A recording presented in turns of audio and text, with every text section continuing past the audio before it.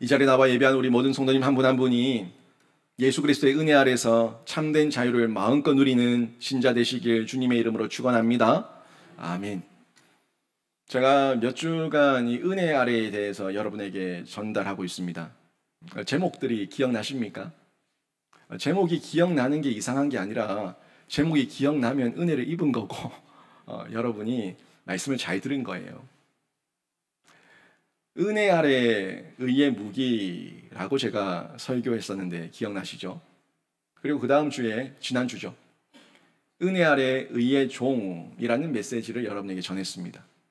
오늘은 은혜 아래 자유라는 말씀을 전하는데 지난주까지 말했던 은혜 아래 의의 무기, 은혜 아래 의의 종은 우리 신자의 정체성이고요. 신분이고 태도입니다. 그리고 오늘 전달하는 은혜 아래 자유는 누림이에요. 누림. 정말 하나님의 의의 자녀가 되고 의의 종이 되고 구원받은 신자라면 그 정체성과 태도와 자세를 분명히 알고 난 이후에 알고만 있지 말고 삶으로 살아내는 누림을 직접 체험하라는 거예요. 여러분 자유롭습니까? 지난 한 주간도 지내는 가운데 세상의 여러 가지 억압과 강압과 속임과 미혹 가운데 얼마나 많이 여러분 힘들어하셨습니까? 자유는 없고 두려움, 염려, 근심, 걱정, 세상에 얽매여 있는 그 모든 아픔으로 여러분이 힘들어하셨다면 내가 하나님의 그 예수 그리스도의 은혜 아래서 이 자유를 실제로 누리기를 원합니다 하는 그 마음으로 오늘 말씀을 잘 들으시기를 바랍니다. 지난주에 봤었던 말씀 가운데 로마서 6장 23절 말씀을 다시 한번 언급하며 오늘 말씀을 시작하는데요. 6장 23절에 이런 말씀이 나왔어요. 죄의 삭은 사망이요 하나님의 은사는 그리스도 예수 우리 주 안에 있는 영생이니라. 제가 이 말씀 전달하면서 강조했던 메시지가 삭시예요. 삭과 은사에 대해서 제가 비교하며 여러분에게 강조를 했습니다. 삭은 대가예요. 내가 일한 만큼 그 일에 대한 대가를 지불해 달라. 삭을 내놔라 이거예요. 내가 노동력을 제공했으니까 그 노동력의 삭을 내놔라. 이게 삭시예요. 당연히 반드시 내가 한 만큼 나에게 내놓으라고 요구할 수 있는 행위. 이게 삭시예요. 그런데 하나님께서 주시는 이 은사는 내가 받을 만한 자격과 요건이 안 돼요. 안 되는데 하나님께서 거저 주셨어요. 그래서 제가 은사를 얘기할 때 은사는 은혜입니다. 선물입니다. 라고 전달을 했습니다. 그래서 나는 자격이 안 되지만 하나님께서 그 넉넉함으로 채워주시니까 그 은사와 은혜와 선물을 받아서 내가 실제로 받아서 누리면 정말 하나님께서 주셨구나. 정말 하나님께서 나에게 이런 은혜와 사랑을 베푸셨구나 하는 걸 느껴서 반응하게 되는 거예요. 처음에는 행위적으로 내가 이만큼 했으니까 인풋, 내놔라, 아웃풋 요구하던 자세가 나는 한 게 아무것도 없는데 요구할 자격도 없는데 그냥 주시니까 그게 받아 누리니까 이게 정말 은혜구나. 이게 사랑이구나 하는 걸 깨달아진 자, 이 자가 성숙해가는 신자예요. 여러분은 만약에 하나님께서 여러분에게 삭을 줄까 은사를 줄까 라고 물으신다면 여러분 뭘 요구하시겠습니까? 삭을 받고 싶으세요? 여러분의 삭은 사망뿐입니다. 우리는 기본적으로 죄인이기 때문에 우리가 삭을 요구했을 때 우리에게 주어질 삭은 그 품삭은 죄의 열매 사망밖에 없어요. 자격이 없다니까요. 그래서 우리가 정말 하나님께 받을 거는 요구할 것은 하나님 은사를 주십시오. 하나님 은혜를 주시고 선물을 주셔서 제가 예수 안에서 연합되고 접속되게 하여 주셔서 예수와 함께 죽고 함께 사는 자가 되게 해 주시옵소서. 하나님 앞에 뛰어들면 하나님께서 은사를 주시는데 뭘 주신다고요? 영생을 주신다고 말씀하고 있습니다. 이 내용을 저희가 이해를 하고 받아들이기 위해서는 내 실존이 어떤 존재인지 여러분이 먼저 인정하셔야 돼요. 제가 계속 얘기하잖아요. 내가 죄인이라는 걸 인정하지 않으면 예수가 필요 없다고. 여기 앉아있을 이유도 없어요. 여기 왜 앉아 계십니까? 내가 의인이고 내가 받을 삭시 영생인데 내가 이미 그 삭을 내 행위로 다 이뤘는데 여기 앉아있을 이유가 없어요. 내 삭시 사망이라는 걸 인정하는 분들만 여기 앉아있어야 돼요. 그리고 하나님 앞에 저는 삭시 없습니다. 저는 삭을 포기합니다. 하나님 은사를 주시고 은혜와 선물을 주십시오 라고 기도하셔야 돼요. 로마서 5장 12절 말씀에 우리가 다 본 말씀인데 이런 말씀이 나왔어요. 한번 다시 볼까요? 로마서 5장 12절입니다. 그러므로 한 사람으로 말미암아 죄가 세상에 들어오고 죄로 말미암아 사망이 들어왔나니 이와 같이 모든 사람이 죄를 지었으므로 사망이 모든 사람에게 이르렀느니라.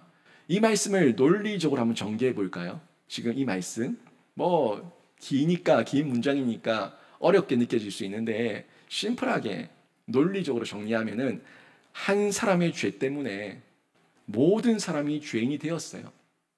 넘겨보세요. 한 사람의 죄 때문에 모든 사람이 죄인이 되었고 그 모든 사람의 죄 때문에 모든 사람은 죽을 수밖에 없는 존재가 되었어요. 이거예요. 로마서 5장 12절 말씀을 논리적으로 전개하면 이 말씀이 핵심이에요. 핵심.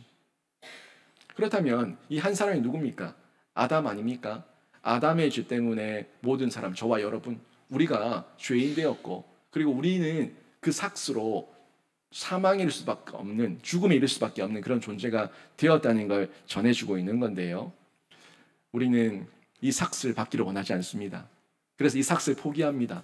이 포기하기 위해서 내가 예수 그리스도와 함께 십자가에서 죽는 거예요. 예수 그리스도와 함께 십자가에서 죽으면 이제 이 삭스는 우리에게 주어지지 않습니다. 우리 삭스를 다 예수께서 해결하셨습니다. 그래서 이제는 우리가 삭스를 요구하는 자가 아니라 하나님의 은혜를, 은사를, 선물을 구하는 자예요. 요구하고 하나님 앞에 엎드리는 자예요. 그러면 하나님께서 우리를 보시는 것이 아니라 우리를 덮으신 예수의 은혜를 보시고 우리에게 예수의 의를 우리에게 전가해 주시는 거예요. 그래서 의롭다 칭함을 받는 칭의를 입게 된 겁니다. 지금 로마서 말씀을 7장까지 계속 보고 있는데 앞으로 2번 남았어요. 제가 7장까지 하고 한동안 로마서는 안 하려고 합니다.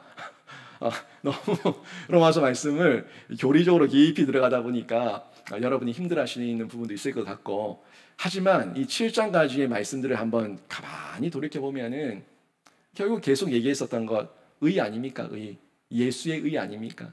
예수의 의롭게 하시는 칭의를 우리가 입어서 하나님 앞에서 전가받은 거예요. 의롭다 칭함을 예수 때문에 전가받아서 의롭다 여김을 받은 거예요. 이 여김을 실제적으로 누리게 된다면 그때 나에게 영생이 주어졌음도 알게 되고요. 내가 구원받은 자라는 것도 알게 되고요. 그리고 이 땅에 사는 중에 내가 얽매여가지고 죽겠다 살 자가 아니라 살겠다, 예수 때문에 살겠다, 하나님 때문에 살겠다라고 고백하며 살아갈 수 있는 자가 된다는 걸 발견할 수 있습니다. 그게 자유예요. 여러분, 자유. 이 자유라는 표현 속에, 신자가 말하는 이 자유라는 표현 속에 이미 전제되어 있는 게 있습니다. 그 전제되어 있는 것은 죽음에서부터의 자유예요. 죽음에서의 자유. 우리는 이 땅 가운데에서 물론 이 육신으로는 잠시 이 땅에 썩어지고 묻혀지고 잠시 자는 시간이 있지만 우리는 영원히 죽은 게 아닙니다. 거듭난 우리의 영이 있듯이 우리 주님 재림 때에 우리 육이 거듭나면 거듭난 영과 거듭난 육이 다시 만나서 온전한 부활, 영화의 단계에 이르는 그때가 우리에게 예비되어 있다는 거예요. 그래서 이 자유를 얘기할 때 다른 세상 사람들은 다 죽을까 봐 겁내하고 죽을까 봐 두려워하며 죽음 앞에서 전전긍긍하고 살아가고 있지만 우리 신자는 이 죽음이 영원한 죽음이 아니라 우리 인생 가운데 잠깐의 잠이기 때문에 이 죽음 앞에서 참된 자유를 누립니다. 그리고 그 죽음을 예수께서 해결하셨다는 걸 믿으니까 이 자유를 얘기할 때 그 자유의 전제, 그 자유의 내면에 이미 죽음에서의 자유가 포함되어 있는 거예요. 그 다음에 율법으로부터의 자유가 있습니다. 이 율법으로부터의 자유는 행위에 의해서 우리가 구원받은 자가 아님을 알기 때문에 율법으로부터 자유합니다. 그리고 율법이 구약에 분명히 있었지만 율법이 행위를 하라고, 기계적으로 하라고, 로봇처럼 하라고 주신 율법이 아니라 율법의 의도와 본질을 깨달아서 하나님께 더 나오게 하는 그 말씀이었는데, 이 전통이, 유대인의 전통이, 이스라엘의 전통이 그 하나님께 나가지는 못하고 율법의 행위에 매여버렸잖아요. 그 매임에 대한 자유예요. 율법의 매임으로부터의 자유를 우리가 구원받은 자, 이 신자는 그 자유를 얘기할 때 함께 포함하고 있는 거예요. 이 모든 게 어디서부터 시작되는 줄 아십니까? 그냥 죽음에서부터의 자유가 주어지는 것도 아니고요, 율법으로부터의 자유가 주어지는 것도 아니에요. 이 모든 게 죄로부터의 자유가 주어졌을 때 죽음으로부터의 자유, 율법으로부터의 자유가 실제적으로 이해가 되는 거예요. 제가 오늘 전개해 나갈 겁니다. 이 내용 전개해 나가는데, 순서예요, 순서. 내가 죄인됨을 인정하고 내가 죄인됨을 예수 안에서, 은혜 아래서 해결받았을 때, 그때 내가 죄인인데 죄로부터의 자유를 누리게 되면 이 죄가 해결되었으니까 죽음이 없어요. 죄가 해결됐기 때문에 더 이상 율법에 매이지 않아요. 이 내용을 제가 전개해 나갈 건데요, 오늘 말씀 잘 듣는 가운데 여러분이 진짜 신자답게 자유를 누리시고 자유 안에 기뻐하시고 즐거워하시며 그 자유를 자랑하는 신자가 되시기를 주님의 이름으로 축원합니다. 먼저는요, 이 율법을 생각할 때에 율법의 시효가 종료되었습니다. 여러분, 법을 얘기할 때 공소시효, 그리고 법에서 시효라고 얘기하는 소멸시효, 이 시효가 종료되고 나면 그 법조항이 나에게 영향력이 없습니다. 마찬가지, 그 맥락에서 얘기하는데요, 율법의 시효가, 법이잖아요, 법도, 율법의 시효가 종료되었습니다. 이 내용을 볼 거예요. 자, 1절 말씀 다시 한번 보겠습니다. 형제들아, 내가 법 아는 자들에게 말하노니 너희는 그 법이, 율법이에요. 다 내가 법 아는 자들, 율법을 아는 자들, 그 법이, 율법이 사람이 살 동안만 그를 주관하는 줄 알지 못하느냐. 먼저 형제들아라는 단어부터 봅시다. 이 형제들아라고 얘기하는 거는 서로 사랑의 관계에 있다는 거예요. 그냥 서로 남남이 아니라 한 피바다 한 몸 이룬 형제요 자매요. 우리가 예수 그리스도의 한 피바다 한 몸 이룬 성령 안에서 한 띠로 하나 된 형제다, 자매다라는 그 내용인데, 사실 바울이 로마 교인들을 한 번도 본 적이 없어요. 제가 로마서 초두에 얘기했었는데 로마 성도들을 한 번도 본 적이 없는 가운데 서신을 쓰고 있다는 거예요. 근데 한 번도 본 적 없는 사람을 바울이 형제라고 얘기하고 있어요. 아주 여기 의미가 있는 거죠. 본 적은 없지만 당신이 예수 그리스도를 인정하고 있고 내가 예수 그리스도를 인정하고 있다면 우리는 성령 안에서 한 형제입니다 하는 이야기인데, 하나님의 사랑, 예수의 사랑으로 하나 되어 있는 형제의 자매입니다 하는 고백이에요.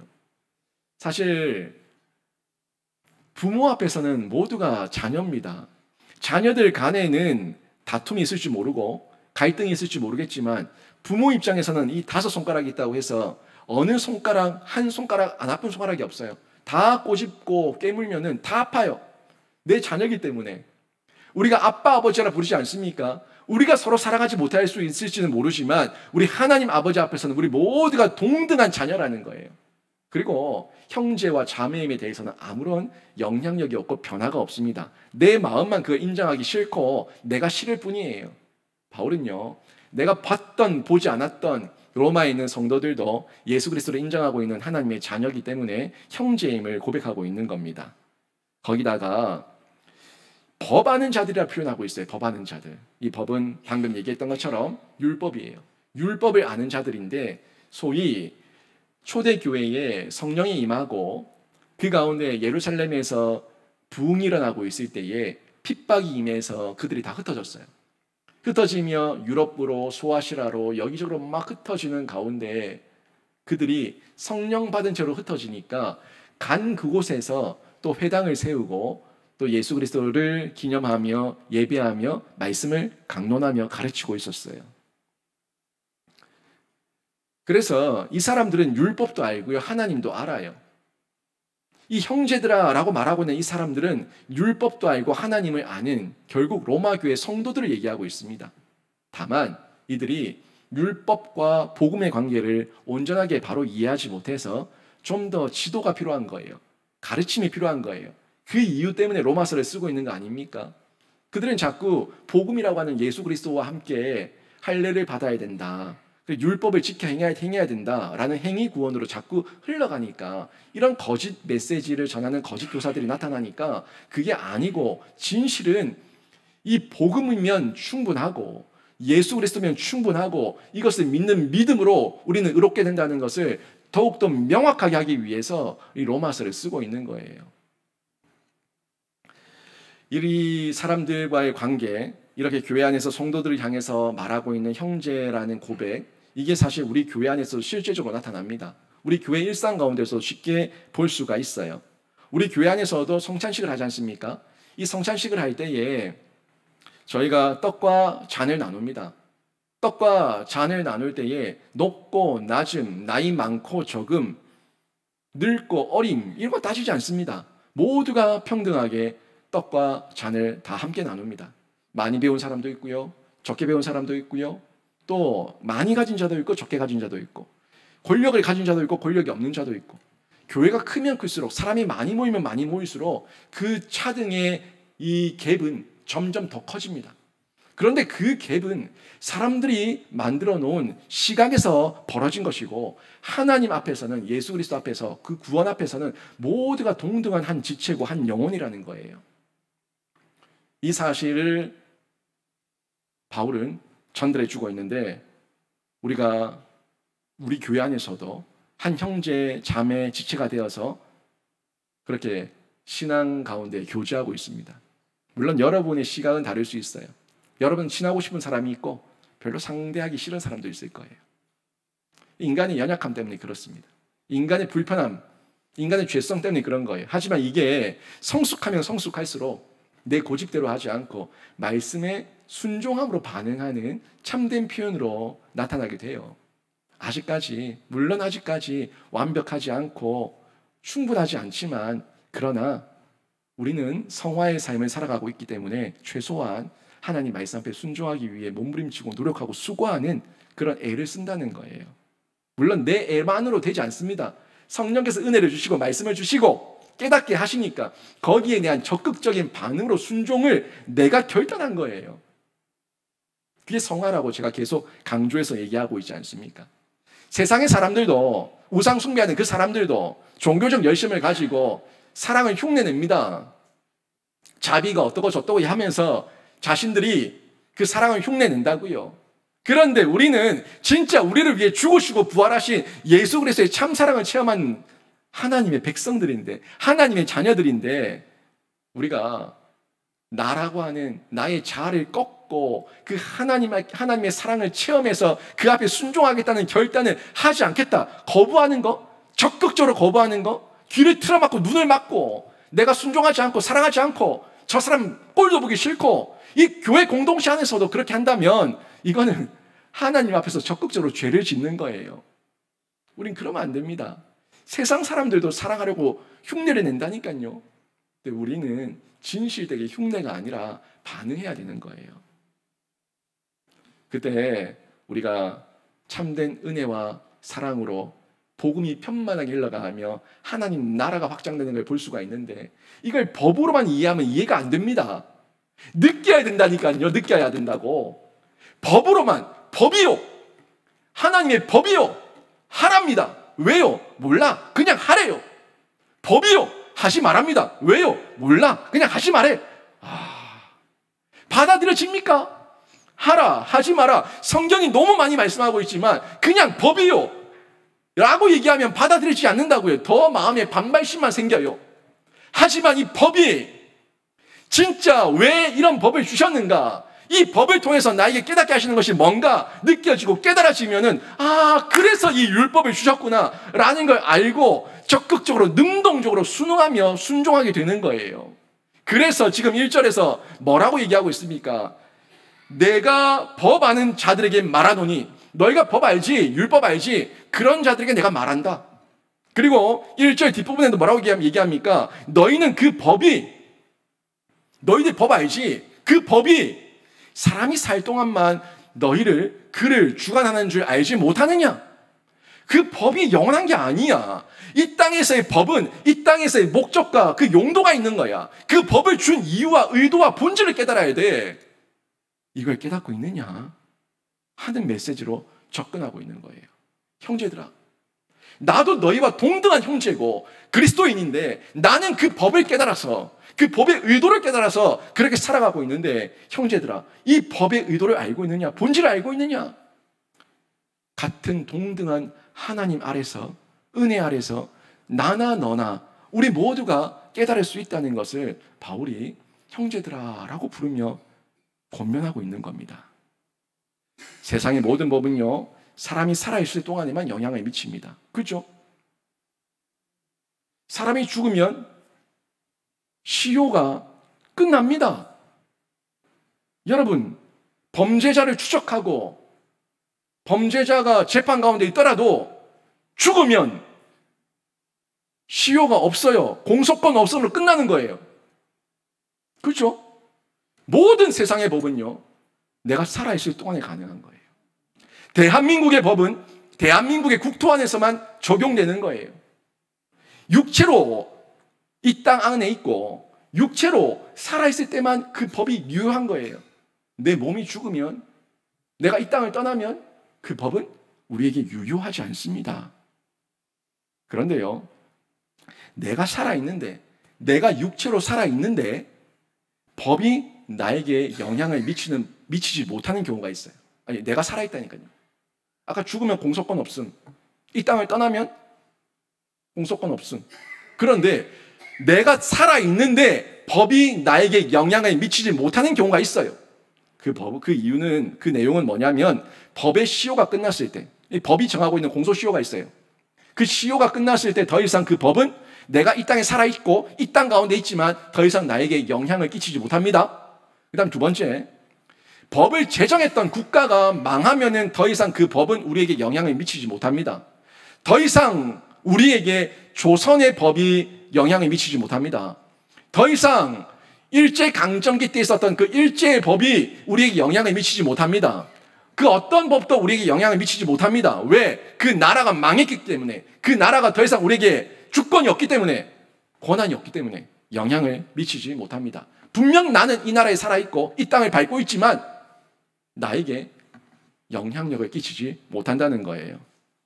대한민국이 광복을 맞이하는 순간부터 일본의 법의 시효가 끝이 났던 것처럼 이걸 영적인 면에서 한번 적용해 보자고요. 영적으로 적용하게 되면 우리는 이 땅에서 거듭난 영으로 살고 있어요. 그렇죠? 영이 거듭났어요. 그런데 뭐가 거듭나지 않았어요? 육체는 아직 거듭나지 않았어요. 그래서 우리 주님 재림 때에 거듭날 육체를 기다리는 신자예요. 그래서 이 땅에 육체가 잠시 썩어지고 흩어지고 죽어지고 묻히지만 그게 끝이 아니라는 걸 우리는 확실히 믿어요. 이미 거듭난 내 영이 살아있으니까. 그리고 사람의 육체를 움직이는 건 정신이에요. 사람의 육체를 움직이는 건 세계관이에요. 사람의 육체를 움직이는 건 영혼이에요. 이걸 알고 있어요. 내 마음이야, 마음. 내 마음 따라 육체를 움직이고 내 마음 따라 행동하고 내 마음 따라 우리가 살아가고 있어요. 여러분의 사령탑은 육체가 아니라 정신입니다. 정신. 그 정신이 이미 거듭났다고요. 이 이야기 뭐예요? 영적으로 적용하면 나는 더 이상 육에 속한 백성이 아니에요. 내 신분의 정체성, 나의 신분이 이미 바뀌었다는 겁니다. 바뀌었어요. 이걸 받아들이고 육의 메인저로 살아가지 않고 영이 거듭난 자로 내 육을 통제하며 살아갈 때에 더 이상 이 율법과 법의 시효가 여기 나에게 적용되지 않아요. 왜? 나의 육은 예수와 함께 십자가에 죽고 살았어요. 이걸 믿는 자예요. 내 영이 거듭나서 더 이상 나는 죄의 종이 아니에요. 의의 종이 되었고 하나님 나라의 백성이 되었어요. 종의 자식이 아닙니다. 내 나라가 사탄의 나라에서 하나님의 나라로 바뀌었어요. 그러니까 율법이 더 이상 나에게 영향을 끼칠 수가 없어요. 이 사실을 저희가 받아들여야 된다는 겁니다. 예수 그리스도의 십자가 사건으로 이미 사탄의 나라는 망했고 법의 시효가 끝났어요. 국가의 3요소, 국민, 영토, 주권. 국민, 영토, 주권 가운데 나는 사탄의 국민이 아니라 하나님 나라의 식민이 되었습니다. 나는 사탄이 나에게 주권이 없고 하나님의 주권 가운데 있습니다. 다만 영토, 이 영토가 여기에 있는데 이 땅도 내가 죽음과 함께, 예수와 함께 죽음과 함께, 그리고 다시 삶과 함께 이 땅도 하나님 나라로 변한 줄로 믿습니다. 여러분 소유가 어디입니까? 여러분이 밟고 있는 여러분 소유, 모든 소유가 하나님의 것임을 인정하는 그 순간부터 여러분은 이미 이 영토, 이 땅을 밟고 있지만, 육체로 있지만 이미 거듭날 하나님의 나라와 거듭날 하나님의 육체 가운데 있는 하나님의 백성인 줄로 믿습니다. 그러니까 국민, 영토, 주권, 모든 영역에서 시효가 끝났고 율법은 능력이 없습니다. 이걸 정확하게 이해하셔야 되는 거예요. 이걸 율법의 시효가 종료되었다라는 걸 받아들일 때에 그렇구나, 이제 우리는 율법으로부터 자유하구나 하는 걸 고백하게 되는 거예요. 율법으로부터의 자유. 2절 말씀 보십시오. 이걸 설명하기 위해서 2절과 3절에서 이 시효가 종료되었다는 걸 개인에게 적용시키기 위해서 남편과 아내의 그 관계로 바울이 비유적으로 표현하고 있습니다. 2절 보세요. 남편 있는 여인이 그 남편 생전에는 법으로 그에게 매인바 되나 만일 그 남편이 죽으면 남편의 법에서 벗어나느니라. 당시 이 예수님 당시, 이 바울 당시에 초대교회 때죠. 이때에 부부 사이에 이혼을 하냐 마냐 하는 이 영역은 결정권이 여자에게 없어요. 여자는 아무런 결정권이 없어요. 남편이 이혼해주면 이혼하는 거고 남편이 이혼 증서 써주지 않으면 이혼 못하는 거예요. 지금은 그런 시대가 아니지만 과거에 그랬어요. 아내는 남편이 죽기 전에는 이혼할 방법이 절대 없습니다. 끔찍하죠. 이상한 남편을 만났다고 하더라도 남편이 이혼 증서를 써주기 전에는 남편에게서 여자가 벗어날 길이 없는 거예요. 그런데 이 남편이 죽었어요. 법 그 자체였던 그 남편이, 내가 사는 동안에 법 그 자체였던 육체로의 남편이 죽었어요. 그러면 더 이상 그 죽은 남편이 이 여자에게 영향을 미치지 못합니다. 왜요? 남편이라고 하는 그 육체의 법이 시효가 끝났기 때문이에요. 3절 말씀 보십시오. 그러므로 만일 그 남편 생전에 다른 남자에게 가면 음녀라. 그러나 만일 남편이 죽으면 그 법에서 자유롭게 되나니 다른 남자에게 갈지라도 음녀가 되지 아니하느니라. 이해되십니까? 남편이 죽고 아내가 그 법에서 해방되면 다른 남자와 다시 결혼해도 이 여자는 죄인도 아니고 음녀도 아니에요. 바울이 이런 비유를 통해서 지금 육체로의 율법의 시효가 끝난 것에 대해서 언급하고 있는데, 이 언급을 비유적으로 말한 이유는 4절을 좀 더 이해시키기 위해서예요. 4절 말씀 보세요. 4절을 이해시키기 위해서 2절, 3절에서 남자와 여자의 이혼과 이 여인의 자유에 대해서 전달해 주고 있는 거예요. 4절 보십시오. 그러므로 내 형제들아 너희도 그리스도의 몸으로 말미암아 율법에 대하여 죽임을 당하였으니, 뭐라고 얘기해요? 내 형제들아, 너희도. 우리로는 안 됩니다. 나만으로는 안 됩니다. 그리스도의 몸으로 말미암아, 그리스도와 연합된 중에, 그리스도와 하나된 중에 예수의 죽음이 나의 육체의 죽음이 되고 예수의 부활이 나의 육체의 부활이 되는 거예요. 이 율법에 대하여 죽임을 당하였으니, 누구와 함께? 예수와 함께 죽고 살았으니. 그러니까 이제 더 이상 우리에게 해당 사항이 없다라는 걸 얘기하고 있는 거죠. 그리스도인은 그리스도 때문에 율법의 요구에 대해서 이제는 상관없는 존재입니다. 죽은 존재예요. 율법의 요구에 대해서 죽은 존재예요. 이유는요, 예수 그리스도를 통해서 율법과 내가 상관없고 율법이 시효도 상실하고 종료되었기 때문에 더 이상 나에게 아무런 영향을 끼칠 수가 없다는 말씀을 전해주고 있는 거예요. 그리고 6절 앞부분을 좀 잠시 보죠. 6절 앞부분에 보니까 이렇게 나옵니다. 이제는 우리가 얽매였던 것에 대하여 죽었으므로, 이 얽매였던 것이 뭡니까? 율법으로, 육체의 율법으로 얽매였던 것에 대해서 죽었으므로 율법에서 벗어났으니 라고 말씀하고 있죠. 이제 우리는 예수와 함께 죽고 예수와 함께 살았으니까, 또 육체로 영원히 살 그 영화를 기다리는 존재니까 더 이상 율법에 매여 있지 않는다, 벗어났다 라는 말씀인데, 이 말씀이 율법으로부터의 자유입니다. 율법으로부터의 자유. 근데 이 율법으로부터의 자유를 얘기하고 나서 제가 여러분에게 또 헷갈리게 한번 해드릴게요. 사실 로마서 말씀을 그냥 표면적으로 보고 문자적으로 보면은 상당히 헷갈릴 거예요. 어렵다고 생각이 될 겁니다. 맞아요. 이 로마서 말씀 그냥 표면적으로 문자적으로 읽으면 절대 이해 안 됩니다. 성령께서 역사하셔서 깨닫게 하셔야지만 풀어질 거예요. 지금 여러분이 저에게 들을 때는 조금 그런가 싶을 거예요. 그래 나중에 또 혼자 집에 가서 펼쳐보면은 이게 뭔 소리고 이럴 겁니다. 왜냐하면 여러분은 지금 저를 통해서 간접 전달을 받고 있기 때문에 그런 거예요. 제가 깨달은 바를 제가 은혜 받은 대로 여러분에게 전달하지만 여러분의 깨달음이 아니거든요. 제가 깨달은 거예요. 여러분은 맛보기만 맛보고 있는 거예요. 이게 진짜 깨달아지기 위해서는 여러분 한 사람 한 사람이 성령 안에서 성경이 깨달아져야 돼요. 그러면은 이 자유가, 이 죄로부터의 자유, 죽음으로부터의 자유, 율법으로부터의 자유, 이 모든 자유가 이해되고 해석되고 나에게 적용되는 거예요. 근데 이거를 바로 이해하지 못하고 문자적으로 보는 사람들은 자꾸 극단으로 가요. 아, 율법이 끝났구나. 율법의 시효가 끝났구나. 그러면 이제 율법은 안 지켜도 되겠네. 율법은 폐지됐네. 율법은 무용하네. 아무런 용도가 없네. 야, 율법 다 끝났다. 좋다. 그렇게 생각할 수 있다는 거예요. 근데요, 성경에 보니까 분명히 맞죠? 문자적으로 보면 율법에서 벗어났다, 얽매이지 않는다, 끝났다, 종료되었다, 이 법에서 자유하다 분명히 얘기하고 있는데, 또 문자적으로 보면 엉뚱한 이야기들이 너무 많아. 아니 성경이 왜 이렇게 왔다리 갔다리 하냐, 성경이 왜 거짓말하냐, 왜 이렇게 헷갈리게 만드냐 하는 이해를 가질 수가 있는데, 그 내용들 제가 여러분에게 몇 가지 소개해 드립니다. 헷갈리시면 말씀을 더 집중해서 들으시고 보십시오. 예수님께서 이렇게 말씀하셨어요. 마태복음 5장 17절, 예수께서 말씀하셨습니다. 내가 율법이나 선지자를 폐하러 온 줄로 생각하지 말라. 아니 율법이 끝났다면서요. 율법이 폐해졌다면서요. 율법이 종료되었다면서요. 근데 예수님은 왜 율법이나 선지자를 폐하러 온 줄로 생각하지 말라? 뭐라고요?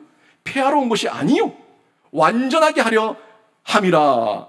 이런 배치되는 말씀이 어디 있습니까? 이 성경 앞뒤가 안 맞습니다. 문자적으로 보면 이렇게 이해해요. 두 번째, 로마서 3장 31절 보세요. 우리가 다 본 말씀인데 여기서도 이렇게 나왔습니다. 그런즉 우리가 믿음으로 말미암아 율법을 파기하느냐, 율법을 폐지하느냐, 파기하느냐? 그럴 수 없느니라. 도리어 율법을 굳게 세우느니라. 또 이렇게 말씀하고 있어요. 율법 폐기가 아니래. 이게 또 뭔 소리야? 막 헷갈리는 거예요. 오늘 본문 7장 앞부분에 보세요. 그런즉 7장 7절 앞부분, 그런즉 우리가 무슨 말을 하리요? 율법이 죄냐? 율법으로 사망에 이른다면서요. 근데 율법이 죄냐? 그럴 수 없느니라. 율법으로 말미암지 않고는 내가 죄를 알지 못하였으니. 헷갈린다. 도대체 무슨 말인지 모르겠다. 막 미궁 속으로 빠져드는 거예요.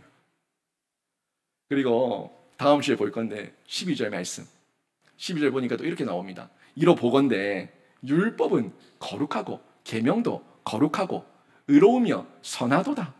아니 율법이 육체로 말미암아 다 죽었다, 끝났다 그렇게 말씀하고, 이 율법이 거룩하다, 의롭다, 선하다, 이건 또 무슨 말씀입니까?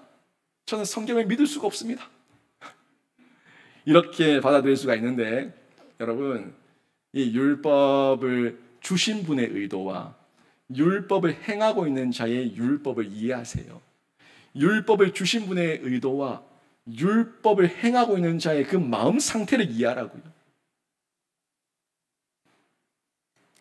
부모가 아이를 사랑해서 시간표를 쫙 짜줬어요. 어린아이에게. 학교 갔다가 이거 먹고, 학원 갔다가 또 여기서 간식 좀 먹고, 또 어느 학원 갔다가 어느 차 타고 집으로 와. 아이에게 알려줬어요. 부모의 의도는 뭡니까? 잘 자라예요. 잘 자라라. 잘 자라라. 잘 자라서 인재와 인물이 되고 장성하게 잘 커라. 이게 부모의 의도예요. 근데 아이는 이걸 받아들일 때 어떻게 받아들이냐면, 율법적인 엄마, 나를 족쇄에 매고 나의 시간을 다 박탈하고 나를 올가매고 나의 숨통을 쪼여들고 나의 모든 자유를 박탈하고 나쁜 마귀 할멈 같은 엄마, 이렇게 받아들인다는 거예요. 분명히 시간표, 그죠? 하라 하지 마라, 언제 뭐 하고 언제 뭐 하지 말고 분명히 주어졌는데, 준 분과 받는 자의 의도와 생각과 이해가 완전히 달라요. 그러니까 이 율법에 대해서 지금 전달하고 있는 선하다, 거룩하다, 의롭다, 완성한다, 긍정적으로 말하고 있는 부분은 하나님의 의도고요. 패한다, 망한다, 끝난다, 사망이다 라고 얘기하고 있는 것은 인간으로 이해한 율법의 행위를 얘기하고 있는 거예요. 이해되십니까? 결국 얘기하는 건 율법으로부터의 자유는 뭐냐면 율법의 형식으로부터의 자유예요. 율법의 본질과 의도와 하나님의 마음을 깨닫지 못하고 율법의 형식에 매이고 기계적이고 로봇처럼 그냥 그렇게 쳇바퀴 돌아가듯이 살아가고 있는 하나님의 마음을 깨닫지 못한 그 유대인들과 이스라엘의 율법의 형식으로부터의 자유를 얘기해주고 있는 거예요.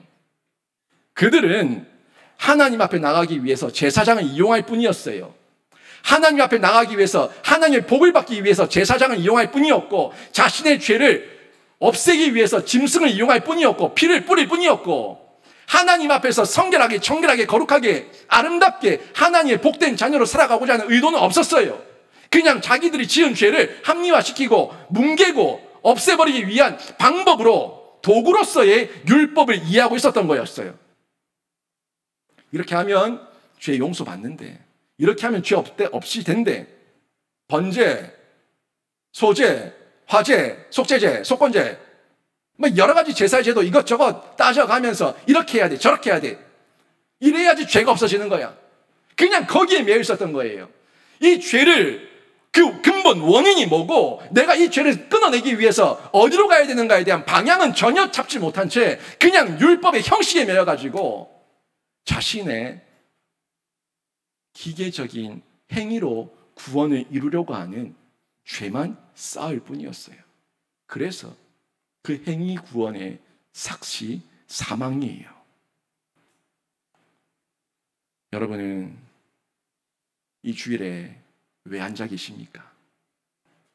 혹시라도 한 주가 지냈던 그 시간 가운데 알고 지은 죄 모르고 지은 죄, 말과 행동과 생각으로 지었던 모든 죄의 면죄부를 받기 위해서 이 자리에 앉아 계시지 않습니까? 아니면 정말 하나님을 사랑하는 마음으로, 하나님 오늘도 말씀 듣고 힘을 얻기를 원하고 위로받기를 원하고 격려받기를 원하고 하나님 안에서 조금 더 다 자라가기를 원합니다 하는 그 마음으로 오셨습니까? 성수주일, 이게 율법이 된 순간부터 그 율법의 행위로서의 삭슨 사망입니다. 하지만 성수주일에 그 시간을 통해서 내가 성화의 삶을 살아내고 하나님 앞에서 참된 은혜를 입어서 반응하게 되면 여러분의 은사와 은혜와 선물은 영생인 줄로 믿습니다.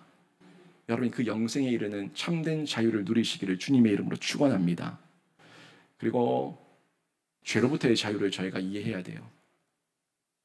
이 죄로부터의 자유가 결국에 다 연결되는 거예요. 내 실존, 나의 죄인됨, 이걸 인정할 때 죄로부터의 자유를 얻죠. 그 얻게 되면 덤으로, 보너스로 주어지는 게 율법으로부터의 자유고, 그리고 죽음으로부터의 자유예요. 죄가 해결되었으니까 죽음이 나한테, 그 삭시, 사망이 나에게 주어지지 않아요. 죄가 해결됐기 때문에 더 이상 율법의 행위로 내가 매여있지 않아요. 이게 첫 단추예요. 내가 죄인입니다. 그 죄가 예수 그리스도 안에서 해결되었습니다. 이 죄로부터의 자유, 제가 이 말씀하려고 지금 여기까지 끌고 온 거예요. 그 자유의 근거, 이 자유의 근거를 4절이 전달해 주고 있습니다. 그러므로 내 형제들아, 너희도 그리스도의 몸으로 말미암아 율법에 대하여 죽임을 당하였으니 이는 다른 이 곧 죽은 자 가운데서 살아나신 이에게 가서 우리가 하나님을 위하여 열매를 맺게 하려 함이라. 예수께서 영원하고 단번에 드린 제물과 제사를 드리셨습니다. 우리는 다시 매번 드리는 제사를 하지 않습니다. 영원한 제사를 예수께서 드리셨고 단번에 드리셨어요. 그래서 예수께서 드린 영원하고 단번에 드린 이 제사의 형식이 우리에게 주어져서 우리에게 적용된 거예요. 우리에게 적용. 그리고 제가 계속 얘기하잖아요. 예수의 의가 전가되었다. 예수의 의를 덮으셔서 하나님께서 나를 보지 않고 나를 덮으신 예수를 보고 나를 의롭다고 여겨주신다. 계속 얘기하잖아요. 그 여겨주신 은혜가 이 예수께서 이루신 이 열매에 참여하게 하는 거예요. 부활의 열매에 참여하게 하는 거예요. 예수가 누리는 영광에 참여하게 하는 거예요. 내가 한 거 없어요. 예수와 연합이에요. 접속이에요. 연합되고 접속되어서 나를 덮은 예수 때문에 그렇게 칭함받고 여김받는 거예요. 이 말씀 얘기하고 있는데, 그래서 우리한테 누가 필요해요? 예수가 필요하고, 내가 어디로 가야 돼요? 예수께 가야 돼요. 다시 보세요. 앞부분. 다른 이 곧 죽은 자 가운데서 살아나신 이에게 가서, 누굽니까? 누구예요? 다른 이 곧 죽은 자 가운데서 살아나신 이가 누굽니까?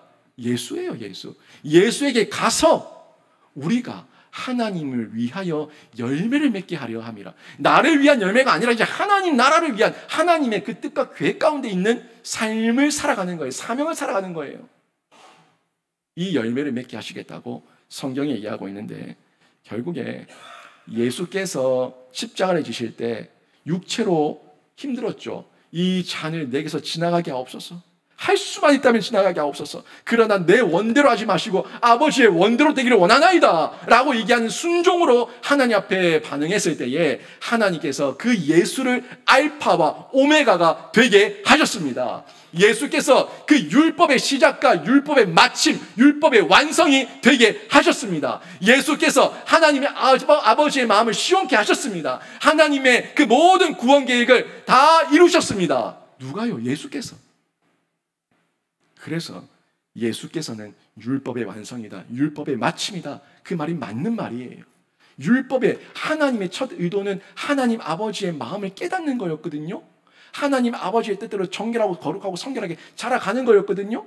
그 마음을 깨닫지 못하고 행위에 매였던 그들의 그 모자람과 무지함과 죄와 그 삭새 사망을 예수께서 다 완성하시고 마치시고 이루신 거예요. 해결하신 거예요.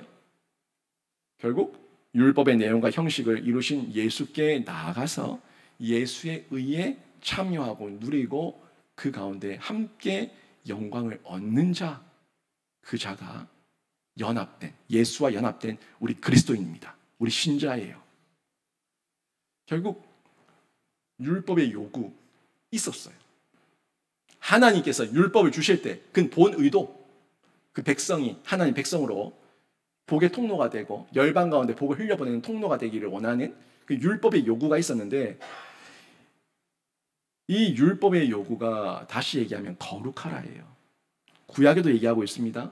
하나님께서 내가 거룩하니 너희도 거룩하라. 근데 우리가 어떻게 거룩해집니까? 죽었다 깨어나도 안 됩니다. 100번, 1000번, 만번 죽었다 깨어나도 안 됩니다. 우리가 거룩해질 수 있는 것은 연합밖에 없어요. 우리가 거룩해질 수 있는 이유는 접속밖에 없어요. 누구에게? 예수께. 결국 율법을 통해서 우리의 죄인됨을 알고 하나님을 더 의지하는 가운데 하나님의 구원을 기다리는 게, 그게 이스라엘 민족이 해야 될 역할이었어요. 하나님의 구원이 기다리는 것, 메시아 그리스도 기다리는 것, 그들이 고대하며 기대하며 기다리는 것, 그게 그들이 예비해야 될, 준비해야 될 모습이었어요. 근데 그걸 깨닫지를 못하잖아요. 율법의 요구, 예수 그리스도 안에 있을 때 우리가 거룩하고 정결하고 성결하고 구별된 자로 하나님 앞에 쓰임받을 수가 있습니다. 이 거룩함 매우 중요합니다. 우리 존재 자체로 거룩해질 수 없어요. 우리가 거룩해질 수 있는 이유는 다시 예수 그리스도의 연합과 예수 그리스도의 의에 참여하게 될 때에 우리가 거룩해지는 거예요. 5절 말씀 보십시오. 우리가 육신에 있을 때에는 율법으로 말미암는 죄의 정욕이 우리 지체 중에 역사하여 우리로 사망을 위하여 열매를 맺게 하였더니, 보세요. 우리가 육신에 있을 때에는 율법으로 말미암는, 율법이 행위입니다. 여기서 율법은 행위로 말미암는 죄의 정욕이 우리 지체 중에 역사하여 우리로 사망을 위하여 열매를 맺게 하였더니, 그러니까 율법이 나올 때 이게 부정적인 율법이냐 긍정적인 율법이냐를 분별해서 그리스도의 율법의 완성이냐 아니면 우리 인간의 행위로서의 율법의 매임이냐 하는 걸 분별하셔야 되는 거예요. 그래서 우리가 이 육체의 소욕대로 살 때에 죄가 왕노릇하고 우리가 사망의 삭스 받게 되는 겁니다. 반대로 예수께 뛰어들고 예수와 연합하고 접속되면 다시 6절 앞부분, 이제는 우리가 얽매였던 것에 대하여 죽었으므로, 얽매였던 그 율법의 행위에서 죽었으므로 율법에서 벗어났으니 하나님의 은혜 아래서 은사와 선물을 받아 의롭게 되었다는 걸 전해주고 있는 겁니다. 이게 바로 죄에 대해서 죽었고 죄로부터의 자유예요. 죄로부터의 자유.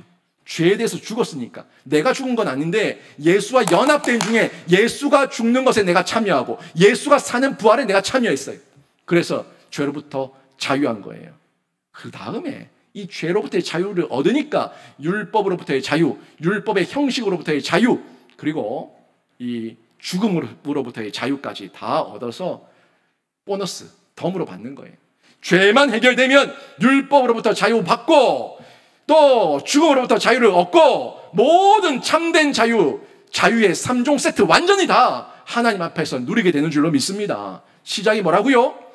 죄에 대한 해결, 죄로부터의 죽음, 죄로부터의 자유, 이걸 먼저 누리시고 여러분의 죄인됨을 인정하시기를 바랍니다. 그리고 예수를 찾으시기를 바랍니다. 6절 뒷부분이에요. 6절 뒷부분에 이렇게 기록하고 있습니다. 이러므로 우리가 영의 새로운 것으로 섬길 것이요. 그러니까 이제는 과거의 율법의 조문으로 하지 말라고요. 새로운 것, 거듭난 영. 우리의 영은 거듭났잖아요. 아직 육체는 거듭나지 않았지만 거듭난 영, 새로운 것으로, 영의 새로운 것으로 섬길 것이요. 율법의 조문에 묵은 것으로 하지 말지니라. 여러분의 묵은 육체로 하지 마시고 여러분의 영의 그 사령탑, 거듭난 영의 사령탑에 지도를 받아서, 성령의 지도를 받아서 여러분이 날마다 새로워지고 또 열매 맺는 귀한 은혜를 누리시기를 바랍니다. 이게 진짜 참된 자유예요. 여러분, 하나님께서 이렇게 구체적인 사랑으로 우리를 자녀 삼아 주셨습니다.